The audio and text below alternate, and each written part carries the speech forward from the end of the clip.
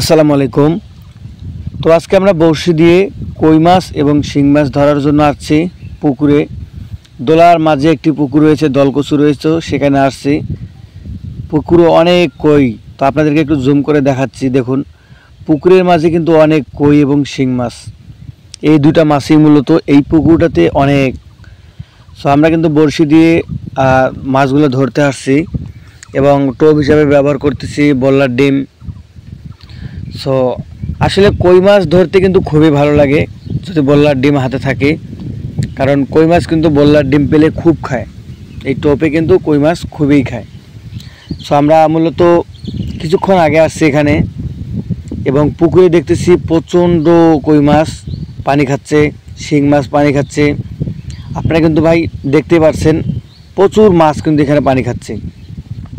So আমরা প্রথমে ভাবলাম যে আসলে মাছ পাবো কি না, পরে কিন্তু আমরা বর্ষার সাথে কয়েকটি মাছ পাইছি এবং প্রচুর রোদ চলতেছে সব দিকে, তার মাঝে কিন্তু আমরা বসে মাছ ধরতেছি এখানে।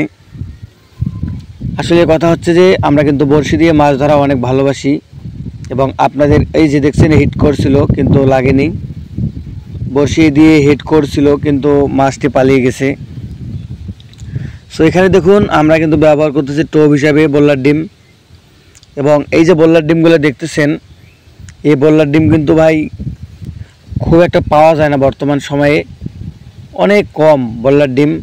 আর বল্লার ডিম কিন্তু চাইলে আপনারাও খুঁজে বের করতে পারবেন আপনাদের বাসার আশেপাশে বিভিন্ন গাছে, ঘরের কাছে এগুলো কিন্তু পাওয়া যায়। পিঁপড়ার ডিম কিন্তু আমাদের কিনতে হয়, কিন্তু বল্লার ডিম হচ্ছে আমাদের খুঁজে বের করতে হয়। আপনারা চাইলে কিন্তু এই বল্লার ডিম খুঁজে বের করতে পারবেন, আপনাদের গাছ থেকে পারবেন বা আপনাদের বাসার যে কোনো জায়গা থেকে কিন্তু এগুলো আপনি খুঁজে পাবেন। আসলে এই বল্লার ডিম দিয়ে যদি আপনি এরকম পুকুরে মাছ ধরতে যান, সেক্ষেত্রে প্রচুর মাছ পাওয়ার সম্ভাবনা থাকবে কিন্তু আপনার, কারণ এই বল্লার ডিম মাছের খুব প্রিয়। আচ্ছা, আপনাদেরকে একটু দেখাই। আসলে আমরা 30 মিনিট আগে মাছ ধরতে আসছি, 3টা থেকে 4টার মতো মাছ পাইছি। আপনাদেরকে দেখাই, এই যে দেখছেন কই মাছ এবং শিং মাছ।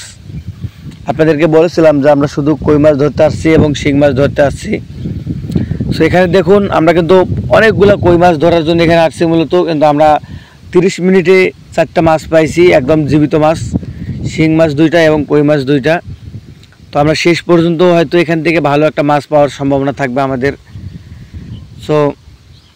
সো বন্ধুরা, আসলে গ্রামের ন্যাচারাল ভিডিওগুলো আপনাদের ভালো লাগে, এই কারণে মূলত আমরা আপনাদের সামনে প্রতিনিয়ত এই রকমের ভিডিওগুলো নিয়ে আসার চেষ্টা করতেছি, যেন আপনারা ভিডিওগুলো দেখে লাইক কমেন্ট করে আমাদেরকে উৎসাহিত করেন।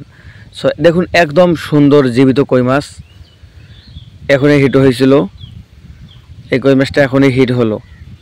সো ভিডিওটা আপনাদের যদি ভালো লেগে থাকে অবশ্যই চ্যানেলটি সাবস্ক্রাইব করে দেবেন। আমাদের চ্যানেলে প্রতিনিয়ত মাছের ভিডিও নিয়ে আসা হয় এবং অবশ্যই কমেন্ট করে জানাবেন। সবাইকে ধন্যবাদ।